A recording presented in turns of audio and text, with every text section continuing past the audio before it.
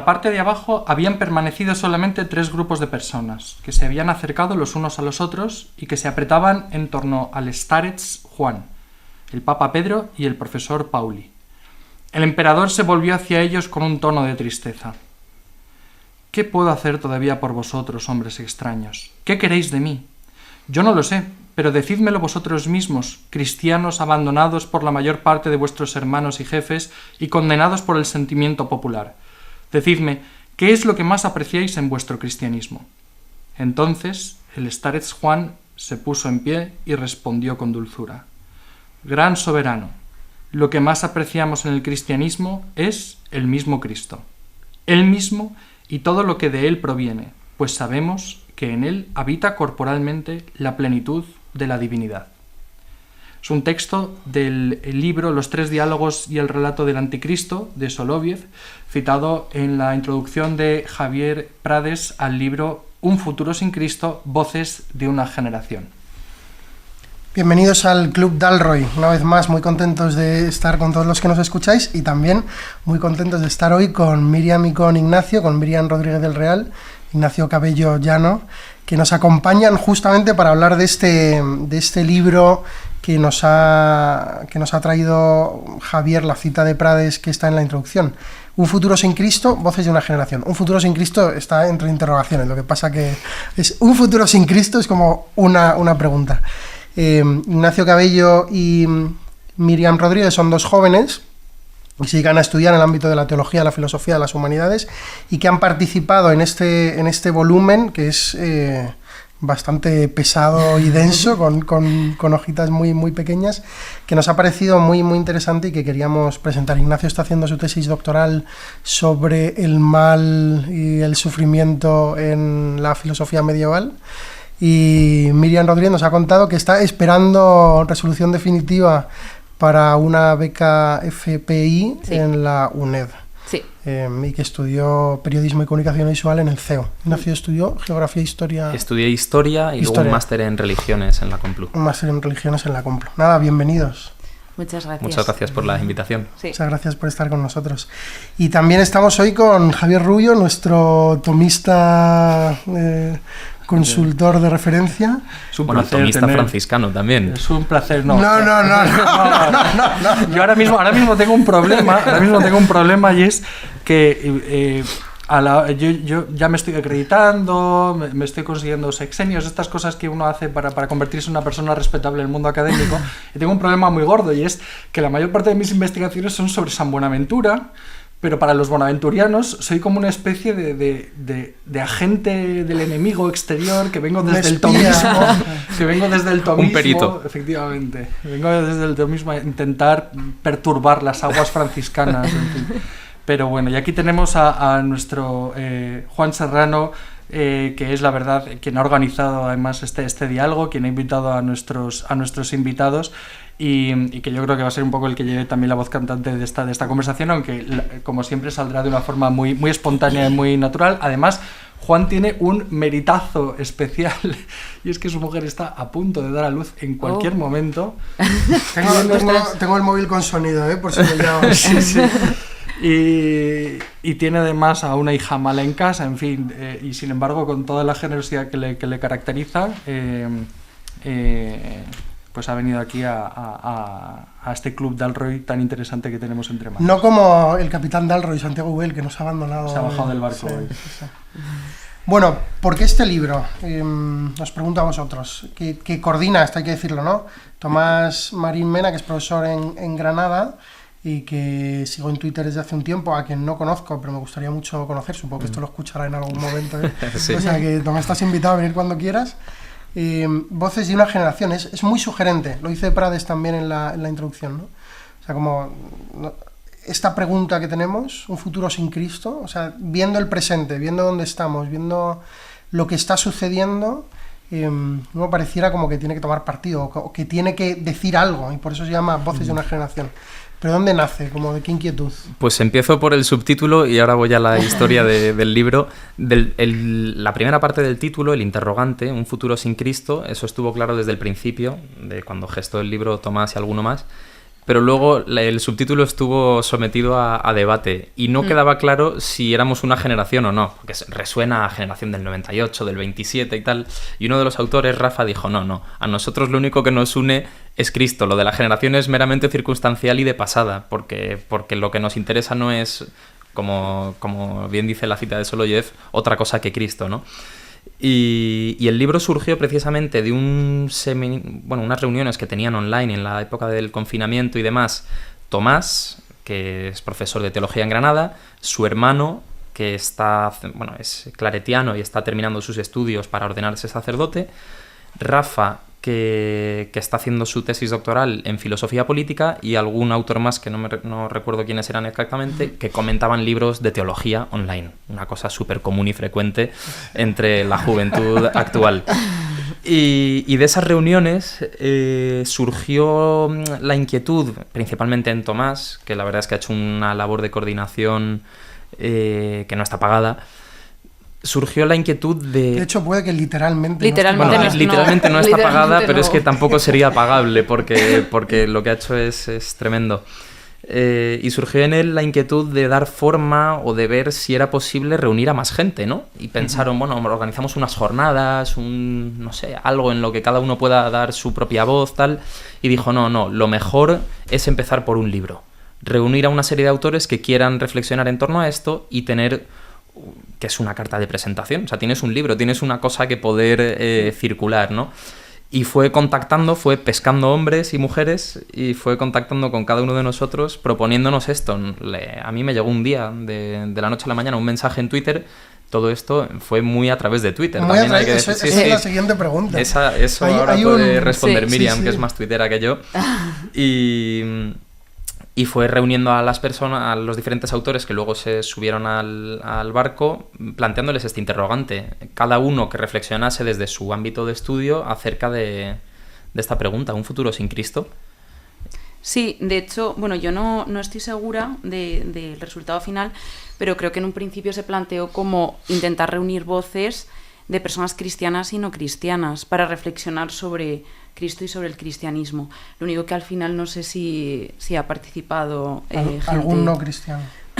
No estoy segura. Alguno hay. Es verdad que inicialmente había un bloque pensado que se titulaba Voces desde la otra ladera, que estaba reservado para personas no cristianas, agnósticas, ateas, un poco de todo, pero es verdad que hubo varias personas que declinaron la invitación y al final, pero sí que hay algunos que no son cristianos y también es un punto de riqueza en el libro. Claro, o sea, de ahí como la pregunta, ¿no? En el artículo el que nos hemos pasado, es que no me acuerdo quién lo escribía, en Diario 16. Santiago Aparicio, creo que se llama así el hombre, en Diario 16. Sí, como que planteaba un poco cómo se respondía a la pregunta y decía como que al final todos decíamos que sí que se puede tener un futuro sin Cristo, o sea, que hay la posibilidad, ¿no? Otra cosa es lo que hablábamos Ignacio y yo, si era deseable. Yo no estoy segura si todo el mundo responde así, pero en principio se planteaba como pregunta por eso, ¿no? Y por eso también lo de voces, ¿no? Para señalar un poco la multiplicidad de sensibilidades, de perspectivas, de miradas desde las que se abordaba esta pregunta. A mí me llama la atención que yo, los capítulos que he estado leyendo, me llamaban la atención que son temas que claramente son cercanos a vuestro corazón, es decir, que cada autor habla un poco de lo suyo, pero sin embargo hay ciertas notas comunes. Todos de alguna forma tiráis de filosofía y de hecho tenéis habilidad para tratar temas filosóficos, sin embargo también con un tono que es muy cercano, que es muy accesible, ¿no? Y a mí me interesa en esta labor de coordinación, que supongo que como ha dicho Ignacio habrá sido pues muy de detalle. ¿En qué momento, cómo se acercó, cómo se plantearon los temas, cómo os propusieron a vosotros hablar de vuestros temas? Y que también si nos podéis explicar un poco de qué habláis, como un breve resumen de vuestra participación en el libro. Bueno, o sea, yo puedo hablar un poco como más de mi experiencia personal, que creo que es un poco más subjetiva porque Ignacio y yo somos amigos de Tomás. Pero yo creo que Tomás ha ido haciendo como una labor de diálogo muy grande con todos los autores y eso es lo que, hablando con él, se ha ido viendo. Bueno, lo que hemos dicho, que la búsqueda yo creo que surgió un poco como de este espacio que es Twitter, que se forman como círculos, ¿no? Y está como Twitter cristianos, Twitter teólogos, Twitter tal, y más o menos nos tenemos un poco echado el ojo unos a otros, ¿no? Entonces yo creo que Tomás era un poco consciente de, pues eso, de qué voces... o sea, no qué voces se están escuchando, porque ni mucho menos somos aquí influencers ni nada de esto, pero bueno, qué voces están como pensando sobre estos temas que tienen un interés, y sobre todo eso, yo creo que lo que nos congregaba, lo que nos reunía es este interés para pensar acerca de Cristo, del cristianismo y de todos los temas, ¿no?, que se iban como desgranando a raíz del libro. Y después fue un diálogo, o sea, como lo es el libro. Yo creo que ha sido todo como una construcción muy en diálogo. Creo que cada uno era consciente de qué temas como le interpelan más, o qué temas también ha trabajado, ha leído. Y yo por mi parte pues le hice como una propuesta a Tomás de 2-3 temas, y ahí hubo un diálogo en el cual pues él fue viendo, bueno, pues este puede encajar más, de aquí puedes sacar, yo creo que este tema se te da muy bien, este tema puede enriquecer mucho, y así acabó pues mi capítulo sobre el perdón, que yo creo que es un poco lo que ha hecho con casi todos los autores, ¿no? Ir viendo un poco cómo encajaban los temas, y sobre todo que nos interpelaba también. O sea, él como coordinador tenía en mente el conjunto de la obra, y por tanto nos iba, bueno, pues sugiriendo, o bien haciendo encaje de bolillos a ver dónde podía encajar cada cosa, pero efectivamente la elección del tema fue muy libre y dialogada al mismo tiempo. Yo, que soy persona dispersa donde las haya, no me acuerdo cuántos temas pensé, y al final acabé escribiendo sobre el acontecimiento, la categoría del acontecimiento Cristo, en la comprensión o en la relación que los cristianos tenemos con la historia. Pero fue así, fue dialogado y muy libre al mismo tiempo. Y luego él estructuró estas 33 voces en 5 bloques que tienen su sentido. Sí, nos los puedes recordar para Sí, tenerlos aquí presentes. O sea, muy rápido, pero yo creo que sí que era muy interesante esto que nos decías al principio, que te decía Prades, que tiene mucho que ver con la cita con la que hemos empezado de Soloviev, yo creo. O sea, digo, para que el oyente se pueda hacer idea, o sea, este es un libro con, ya lo hemos dicho, ¿no?, con hojas finísimas como el papel de fumar, que son 690 páginas, bueno, llega a las 700 con índice de nombres y con cosas detrás, y son 33 como artículos estructurados en 5 secciones, ¿no? La primera sección se refiere a Cristo y como a categorías fundamentales del acontecimiento cristiano, y se titula así, Cristo, la entraña del cristianismo, y también se titula así la presentación que hace Javier Prades, que es rector de la Universidad de San Dámaso, y amigo de muchos de nosotros en realidad, ¿no? Y voy a leer estas 6 categorías que están al principio, porque creo que dan mucha luz sobre todo lo que viene después, ¿no? Carne, atracción, acontecimiento, que es la que hace Ignacio Cabello, redención, comunión y testimonio. Y decía Prades, ¿no?, que le parecía magistral que uno empieza con todas las cartas sobre la mesa. Sí. De hecho, Tomás, hay una nota sobre el libro, algo así, al principio, con una guía de lectura, y él propone 2 lecturas. Dice, puede ser una lectura más posmoderna, de pues un día me leo un capítulo que me apetece más y otro día otro que me apetece menos o más. Y dice, o una lectura lineal, tal cual están ordenados los capítulos, ¿no? Y Prades el otro día, en una reunión con profesores universitarios, señalaba el gran acierto de Tomás de situar al comienzo mismo del libro, un libro que pretende o parece que va a preguntarse sobre Cristo, el cristianismo, la Iglesia, la fe en el mundo actual y porvenir, situar a Cristo al comienzo, ¿no? Y empezar desde ahí, en lugar de empezar pues desde análisis sociológicos, históricos o implicaciones éticas, políticas, económicas que esto puede tener. y lo señalaba como un acierto claro y como una muestra de un arrojo y una valentía que él ha subraya en la presentación, y allí donde va lo subraya. Y desde aquí le damos las gracias, ¿no? por la amabilidad que está teniendo y la generosidad que muestra con el libro. Pero dice que es una cosa rara, primero, el hecho de que se junten jóvenes a hablar sobre estos temas. Segundo, que lo hagan jóvenes de procedencias eclesiásticas o de sensibilidades religiosas muy diferentes. Dice, ya es difícil en el mundo académico juntarse con los del proyecto de investigación enemigo, y también es difícil dentro de la iglesia que los de una congregación, un movimiento, un tal, se junten con los del movimiento de enfrente. Dice, pues este libro, decía Prades, ¿no? Este libro me renueva a mí la mirada que tengo sobre... O sea, me da esperanza de la iglesia que está viniendo, ¿no? Solo desde este aspecto. Y efectivamente, parte de Cristo, esa entraña, y luego hay otros 4 bloques que son espiritualidad, desafíos culturales, razón secular frente al cristianismo y ética y política, que son, por así decirlo, como las consecuencias o las derivaciones que se pueden extraer desde esta entraña, ¿no? que es Cristo. O sea, no solo es valiente, que entiendo que sí, sino que además me parece justísimo. O sea, me parece la posición adecuada para hablar de estas cosas, porque, o sea, en Twitter, que está como sobrevolando nuestra conversación, todo el mundo está enfadado, o mucha gente está enfadada todo el rato, y entonces es que ahora si vas con los de Hamás y entonces estás a favor de que decapiten bebés, o si estás con los sionistas eres un no sé cuánto. O sea, como que todo el mundo está cargado de razones para defender una posición que le mantiene como frente al otro, inmóvil, y que precisamente inmóvil, por más que uno esté más o menos confortable dentro de lo suyo, respecto del cristianismo y de la evidencia del cristianismo. Anquilosarse en una posición ideológica es peligrosísimo. Por eso, desde el principio, ¿no? O sea, desde el título, un futuro sin Cristo, no el futuro del cristianismo. O sea, no es una reflexión acerca de cómo será la iglesia dentro de 150 años, ¿no?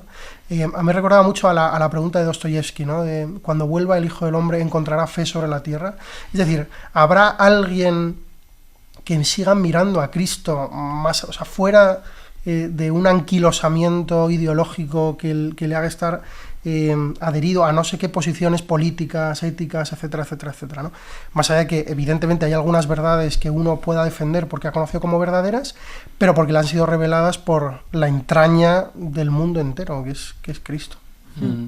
Y a mí una cosa también que me ha llamado mucho la atención, ¿no? Por ir al capítulo de Miriam, es también el cómo se distribuyen los temas dentro de las secciones. Porque es verdad que llama la atención que en el capítulo 3, que es de por sí bastante interesante, o la parte tercera, cristianismo y desafíos culturales, ¿no? Que es el típico título que llama la atención inmediatamente, a ver de qué desafíos estamos hablando, pues efectivamente la identidad, la educación, la universidad, la salud mental, como que parecen muy evidentes, ¿no? Estamos en una situación cultural crítica y esto se manifiesta claramente en la identidad misma del cristianismo, en la identidad también de las personas, en la educación, en la universidad, en la salud mental, y sin embargo ahí aparece el perdón, que es una cosa que a mí me llamó muchísimo la atención, que estuviera en esa parte. Y sin embargo, cuando uno lee el capítulo, es verdad que encaja perfectamente. O sea, es desde tu experiencia cotidiana del perdón, de pronto caes en la cuenta de lo grande y de lo tremendo que significa que todo lo que implica la experiencia del perdón, y sobre todo la experiencia del perdón total, pleno, que solamente puede venir de Cristo, de la experiencia del encuentro con Cristo.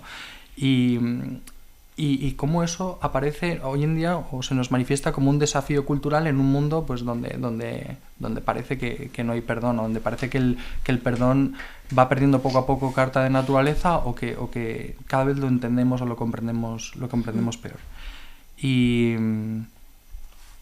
Y en ese sentido, pues me ha parecido absolutamente brillante, no solamente el capítulo como tal y la parte, sino también que tu capítulo sobre el acontecimiento esté en la primera parte, en la entraña del cristianismo, en el acontecimiento del encuentro con Cristo, y que el perdón esté en la parte del cristianismo, desafíos culturales, ¿no?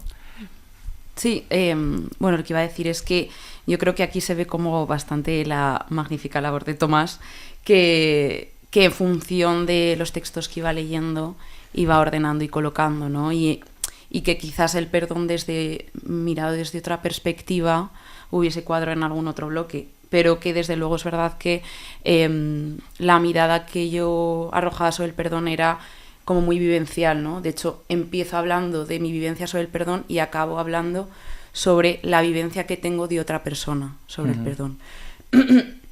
Sobre una persona que conozco precisamente escribiendo el capítulo, y yo que soy pues bastante mística, lo tomo como una especie de señal de que mi capítulo tiene que terminar haciendo como una especie de reconocimiento a aquellas personas que perdonan, y que perdonan más allá de sus posibilidades, ¿no? Que es un poco el punto de mi capítulo, hablar de perdonar lo imperdonable, que es aquello que sobrepasa como nuestras capacidades, nuestras posibilidades, y ahí es desde donde está Cristo en el centro de ese perdón. Así que sí, o sea, yo la verdad es que tampoco había pensado como que era, o sea, estaba puesto ahí, no como que cada tema está puesto en el sitio donde corresponde, y también dialogan entre ellos, los capítulos mucho, ¿no? También el de identidad y educación dialogan entre ellos mucho, porque está muy presente el tema de la verdad y dos enfoques diferentes sobre la verdad, ¿no? Como que se van leyendo y tiene sentido que este libro se plantee como un diálogo. Y bueno, eso es un poco, al final, o sea, por ir un poco a mi capítulo, lo que quise hacer es eso, ¿no? Como también hablar un poco sobre como qué es el perdón, qué se entiende por el perdón, perdón, y como intentar ir ahí donde la gente, o sea, donde a la gente le preocupa, ¿no? Pero es que, ¿y qué pasa con el... ¿Qué pasa? ¿Que el perdón es olvidar todo? ¿Qué pasa? ¿Que el perdón es, ¿no? Como esta idea de, es que de buena eres tonta, porque perdonas todo, lo pasas todo, y también un poco relacionándolo con dónde está la justicia, ¿no? Y cómo tenemos que atender como... pues eso, con el que se ha cometido mayor injusticia, con el que está sufriendo más, que es pues de las cosas que más me interesa. Entonces, mi idea era hacer un poco como esa línea, ¿no? Partir de una experiencia personal, preguntarnos sobre si acaso el perdón considera la historia, ¿no? El tema también un poco del tiempo que hacemos con el pasado, y también cómo mirar al futuro, pues preguntándonos por qué es esto de perdonar lo imperdonable, y terminar otra vez con el reconocimiento del perdón en un otro, ¿no? A mí, mientras te escucho, me recuerdo muchísimo la imagen de cuando por fin en la Divina Comedia Dante llega al paraíso. Y la Divina Comedia en el fondo está escrito, y esto Dante lo hace más o menos explícito, para volver a restaurar una unidad perdida, ¿no? El hombre que se encuentra roto, el imperio que se encuentra, bueno, la cristiandad que se encuentra rota, pero sobre todo el ser humano que se encuentra roto porque se encuentra en un presente que está enfrentado a un pasado y que está enfrentado a un futuro, ¿no? La historia trágica de Dante que todos conocemos, que ha tenido que huir de Florencia, que se enfrenta a un futuro que inspira, pues eso, mucho temor o mucho miedo, ¿no? De que lo que está por llegar va a ser peor de lo que estamos viviendo ahora mismo, y que cuando llega al paraíso, por fin, bajo la óptica del perdón, entiende, y yo creo que esto puede ser una especie de vínculo entre vuestros dos capítulos, porque tiene que ver mucho con el tiempo, entiende que lo que él ha pasado, lo que le ha sido perdonado, no es algo de lo que él tenga que olvidar o que él tenga que abandonar, ni muchísimo menos, ¿no? De alguna forma él descubre que el perdón que Dios le da bajo la mirada de Dios en la que se encuentra allá en el paraíso, aprende a descubrir su propia vida, su pasado, bajo una óptica nueva, y es el descubrir que incluso en su fragilidad, incluso en las cosas malas que le han pasado, incluso en las injusticias que son inevitables en este mundo y en esta vida, ha resplandecido la gloria de Dios. ¿no? De una cosa que para él, de una forma que para él era completamente... Y entonces, en ese presente eterno, bajo la mirada de Dios, en ese nuevo presente, él aprende a incorporar y a reconciliarse con su pasado, y ya no se ve a sí mismo con vergüenza, porque es que esto nos pasa, que aunque nos perdonen, o aunque perdonemos, o aunque seamos perdonados, seguimos sintiendo la culpa, seguimos sintiendo la vergüenza, seguimos sintiéndonos inadecuados de alguna manera, ¿no? Y vemos cómo, gracias al perdón, todo esto se restaura y volvemos a un presente en el que de alguna forma todo queda bien unido bajo la mirada de Cristo, bajo la mirada de Dios, ¿no? Y yo creo que puede ser un vínculo de honor muy claro y también de alguna forma una interpelación para un libro como este, ¿no? Es decir, nos encontramos otra vez en una sociedad tremendamente dividida, como ha dicho Juan. Yo creo que esto es constatable. Twitter es un escenario magnífico para constatarlo. Totalmente. Pero en todos los ámbitos, ¿eh? O sea, desde el fútbol hasta la política, hasta incluso dentro de las familias, dentro de los países, hay todo es desunión, todo es enfrentamiento, todo es dialéctica. Y sin embargo vosotros proponéis una forma distinta de entender el tiempo, ¿no? Y de entender el tiempo bajo la mirada de Cristo. O sea, en el fondo también, o sea, esto no es solo de la modernidad o de la posmodernidad, ¿no? Porque a veces puede como que uno diga, no, la posmodernidad ha olvidado el cristianismo y entonces se ha olvidado el perdón. Digo, no, pero los paganos tampoco. O sea, quiero decir que una de las cosas que trae Cristo, y lo decís los dos muy, muy claramente, ¿no? Ignacio, cuando habla del acontecimiento que inaugura un tiempo, que es el kairos, ¿no? El cronos, ¿no? De lo que se olvida la modernidad cuando empieza a medir el tiempo en relación con el trabajo. Y por lo tanto, el paganismo tampoco conoce el perdón o el juicio con misericordia, pero ni siquiera sobre uno mismo. O sea, a mí lo que me parece más potente... yo cuando a mis alumnos de introducción a la teología les digo, os voy a explicar el cristianismo en dos palabras, ¿no? Digo, ¿tú has escuchado alguna vez o has dicho alguna vez, sí, claro, es que este es un desgraciado, y luego va, se confiesa y ya está, ¿no? Eso es exactamente el cristianismo. Es decir, la posibilidad de recibir algo que me justifica y que yo no me puedo dar a mí mismo, que me tiene que traer Cristo, ¿no? Que es la experiencia que hace un niño en relación con su madre, ¿no? Pero hasta el extremo. ¿Qué tiene que ver esto? A mí se me ocurren dos líneas de unión, ¿no? Lo hablábamos antes, la cuestión del tiempo, pero también la cuestión de la libertad. O sea, de la liberación que concurre con la revelación de que tú no eres el mal que haces, pero que tampoco te definen tus logros. O sea, que ya no estás en una carrera por hacerte virtuoso con tus propias fuerzas, porque esto te puede comprar no sé qué gloria, sino que la gloria es otro que te la trae y te la regala.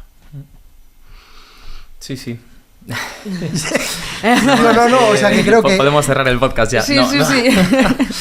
No, efectivamente, y lo enlazo un poco con mi capítulo, la cuestión del acontecimiento, que de hecho le robé un poco el título a Miriam, que ella quería haber titulado su capítulo El acontecimiento del perdón. Miriam, que es muy elegante, no lo ha revelado, pero... que es la cuestión del acontecimiento Cristo, y en el fondo, tal y como definías ahora el cristianismo, que sería esa gracia que viene a uno y te rescata, te perdona y te libera, te redime, que el capítulo de la redención, por cierto, es precioso también y habla sobre esto del carácter redentor de Cristo. Pues yo lo quise enfocar desde la perspectiva desde la categoría, mejor dicho, del acontecimiento, ¿no?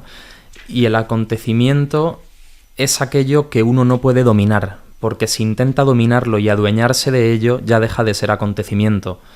Y lo está pervirtiendo, lo está violentando, lo está poseyendo, adueñándose de él, y por tanto deja de ser acontecimiento. Será cualquier otra cosa, pero no es el acontecimiento.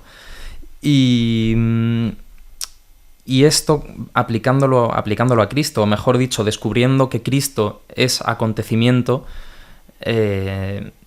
viene a señalar la cantidad de veces, pero desde que te levantas hasta que tienes cualquier iniciativa cultural, que intentamos adueñarnos de Cristo, del hecho cristiano, ¿no? De toda esa inconmensurabilidad que tiene Dios y que tiene el hecho de Dios encarnándose y viniendo a cada uno de nosotros en nuestro día a día, ¿no? Y la historia está llena de intentos de poseer a Cristo y de rebajarlo a nuestras medidas, ¿no? Y un poco en mi capítulo yo lo que quería era salir al paso de de esto que veo en concreto, porque es lo que veo en el cristianismo aquí en España, ¿no? De diferentes versiones reductivas del cristianismo, ¿no? Desde un cristianismo con la mirada puesta en el pasado, en la cristiandad. Bueno, de hecho tú dices que has estado tentado también, ¿no? Por el pasado, o sea, sí. como esta idea de aferrarte a una imagen. Sí, ¿no? sí. Totalmente. O sea, pero porque hay un atractivo muy grande. Y claro. Yo que soy medievalista, pues también, ¿no? Dices, pues también hay un atractivo y una tentación de ensoñarse con el mundo de las catedrales góticas y olvidarse de que lo que hizo posible esas catedrales góticas no estaba en el gótico ni en la Edad Media, sino que está en Dios que vive en tiempo presente y que se encarna en el presente, ¿no? Y por eso que es la ruptura entre el Cronos y el Kairos, ¿no? El tiempo de Cronos, que es el tiempo que se va devorando a sí mismo, el tiempo que se va perdiendo. Ahora mismo ya no es... Ya los 5 minutos de hace 5 minutos, las 11:45 ya no existen. Ya han sido devoradas por las 11:46, ¿no? Y en cambio el tiempo Kairos, que es el tiempo de la oportunidad, el tiempo oportuno, de la ocasión, que es el que inaugura Cristo. Cuando los discípulos le preguntan a Cristo por las señales del cielo, Él les dice, ay, pobrecitos, ¿no? Sabéis, os preocupáis mucho por las señales del cielo, pero no sabéis interpretar los signos de los tiempos. Esto signa temporum, en griego es kairos.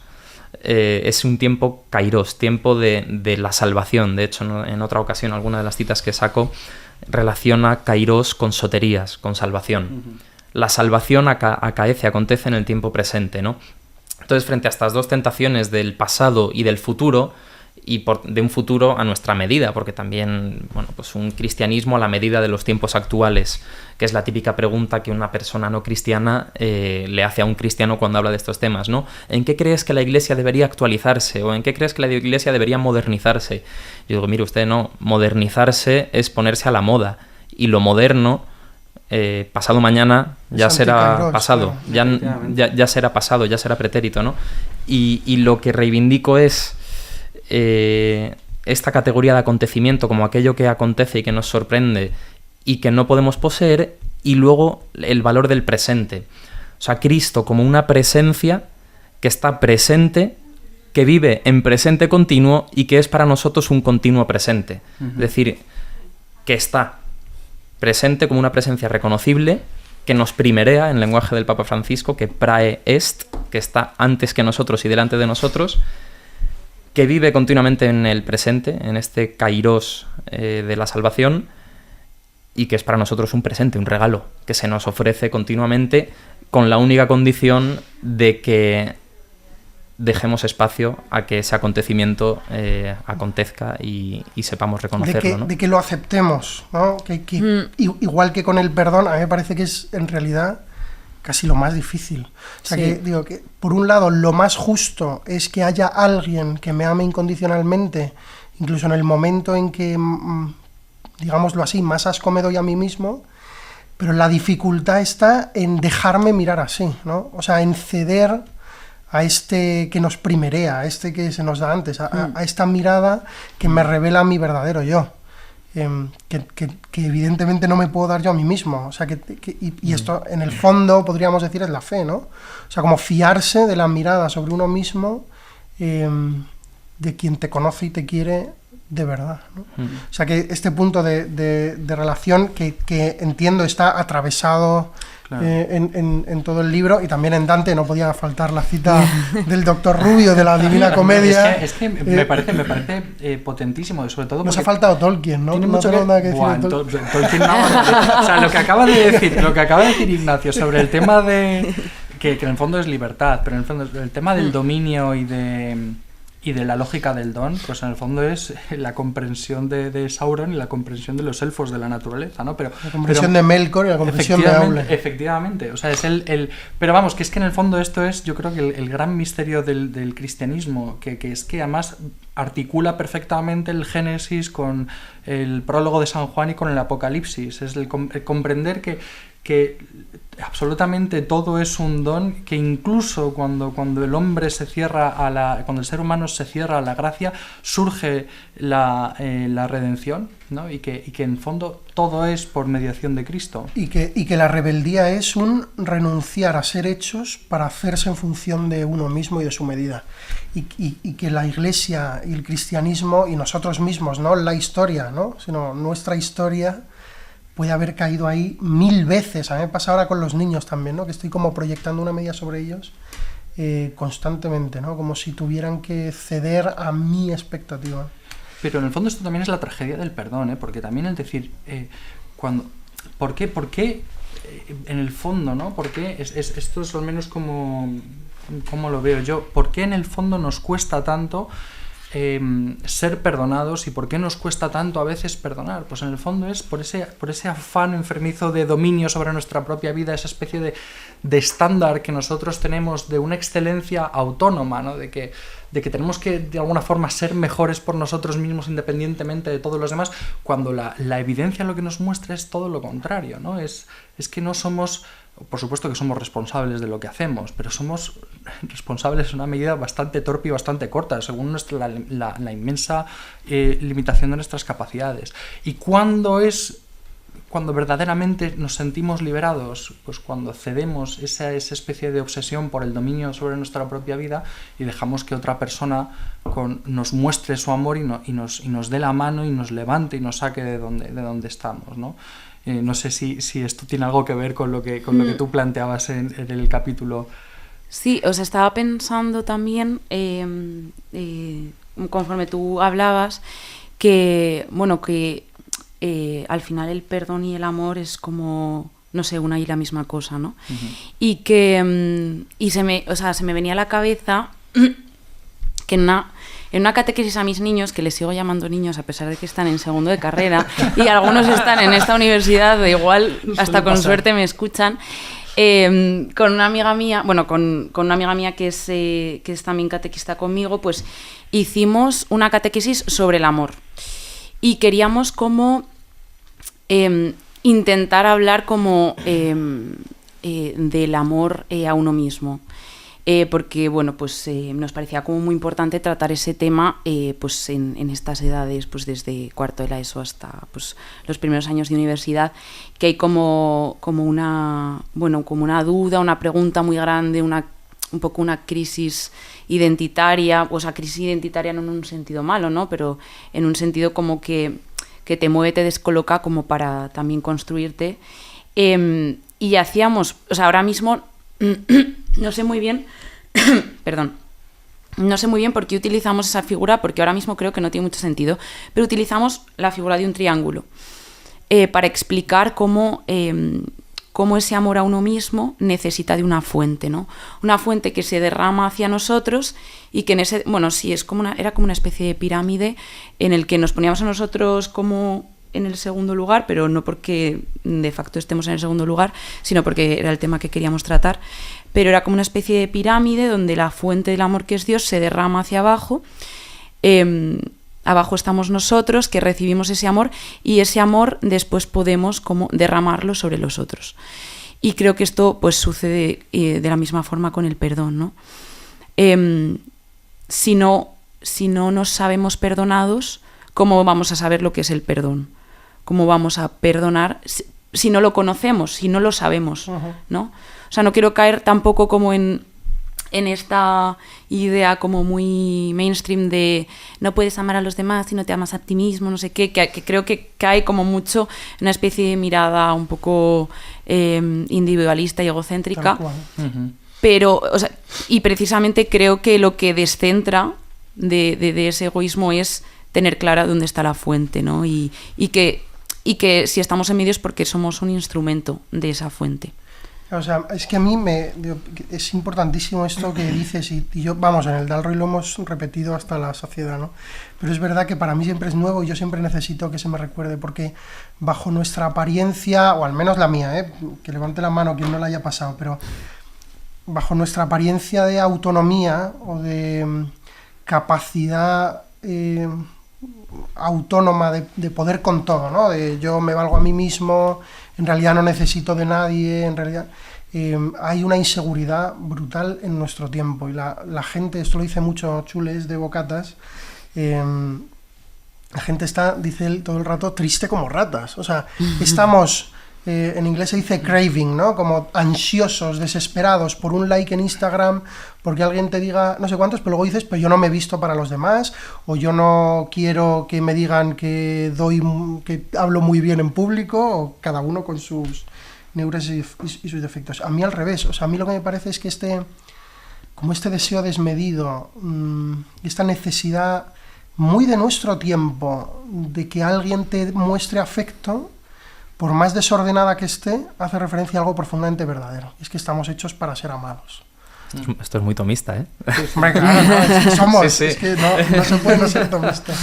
Pero estamos hechos para ser amados. Y o encontramos la fuente, como decía Miriam, ¿no? O sea, todo, que es muy agustiniano también, ¿no? Estamos hechos y estamos intranquilos hasta que descansemos en el que es la fuente que sacia verdaderamente nuestra necesidad de ser amados, de salvación, de redención, ¿no?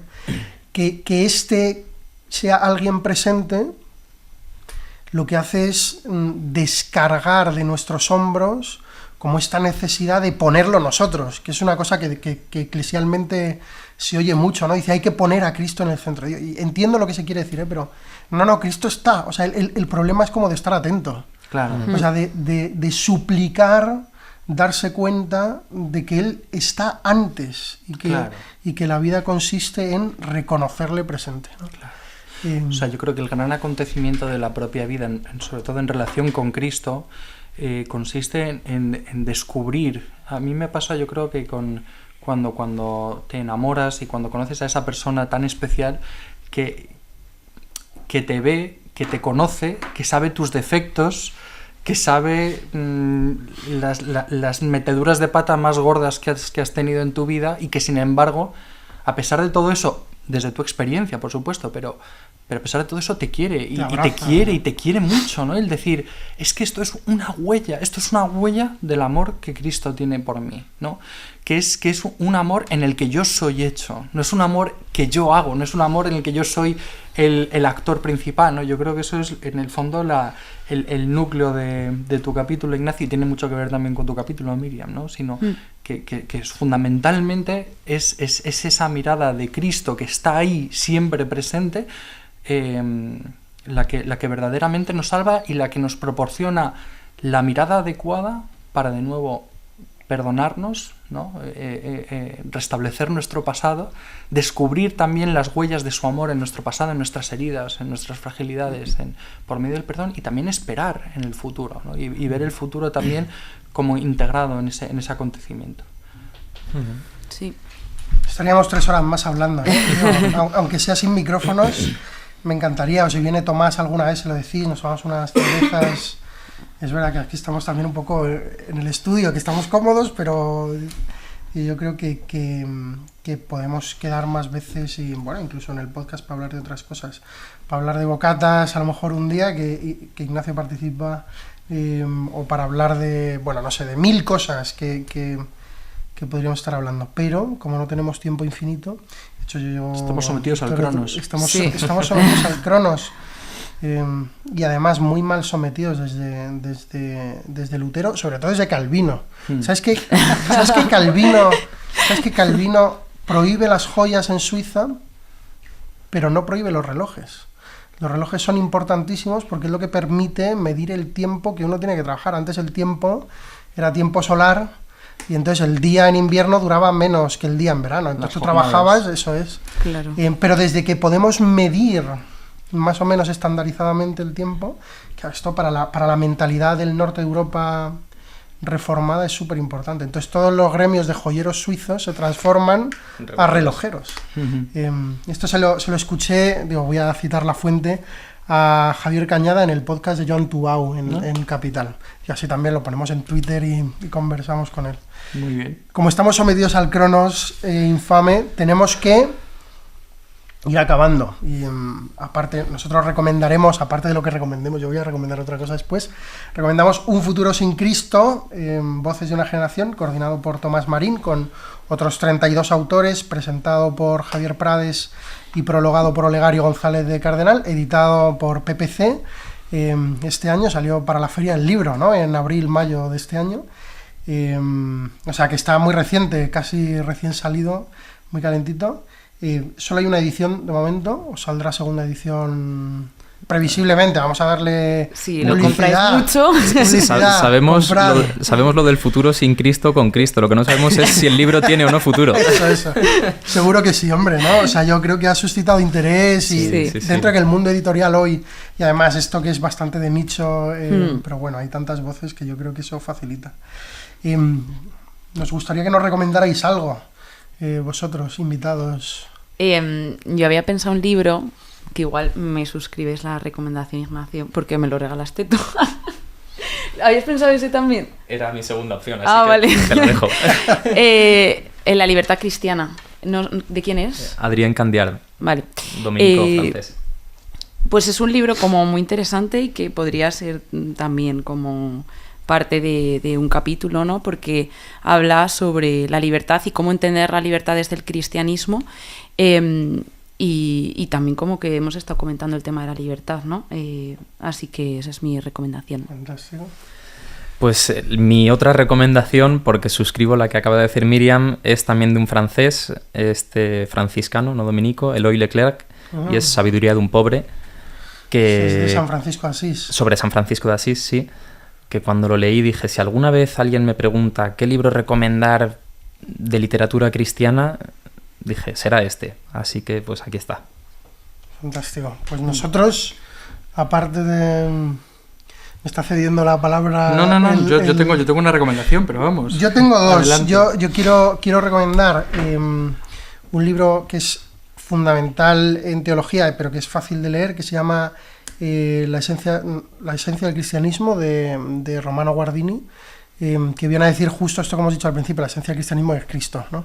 Pero lo dice muy, muy bellamente. Guardini además es maestro de mis maestros, o sea que siempre es buena recomendación. Y quiero recomendar también, en relación justo con lo que hemos estado hablando hoy, con la cuestión del cristianismo como acontecimiento que dilata el tiempo, y con la cuestión del perdón, y del perdón de lo imperdonable, y del perdón a uno mismo, que aquí hay muchos problemas para los teólogos que hablan sobre el perdón. Quiero recomendar una obrita de teatro que es Miguel Mañara, de Óscar Milos, que es una obrita de teatro muy pequeñita en 6 actos, que justo habla de la posibilidad de, bueno, leedla, ¿no? Es un Don Juan que se convierte en monje en Granada, en Sevilla, en Andalucía, en el Siglo de Oro, pero es fantástico y habla justo, yo creo que va al núcleo de lo que hemos dicho hoy, al núcleo del cristianismo. Muy bien. Pues yo quería recomendar, aparte de Un futuro sin Cristo, quería recomendar un libro de... ¿Estás recomendando Un futuro sin Cristo? El libro. Es que es difícil el matiz de las interrogaciones. Sí, hay que decirlo muchas veces. Un libro que a mí me encantó, de Tadeusz Dacher, del padre Tadeusz Dacher, que se llama El sacramento de la presencia, que él tiene también otro que me encanta, que tiene también mucho que ver con lo que hemos estado hablando, que se llama Meditaciones sobre la fe, porque en el fondo él dice que la fe es esta especie de mirada que nos permite descubrir la realidad tal y como es, y entonces habla del acontecimiento y habla de esta forma de entender el mundo, pero sobre todo quería recomendar el del sacramento de la presencia, que es también espectacular, muy bonito. Bueno, pues hasta aquí nuestro Dalroy de hoy. Meteos en Twitter, además vamos a citar a nuestros invitados y quizá también a Tomás, a ver si se genera algo de conversación. Siempre hay algunos que nos contestan, que son los 3 mismos de siempre, pero a ver si generamos algo de conversación. Y nada, muchísimas gracias, Miriam e Ignacio, por venir. A vosotros por este rato tan agradable.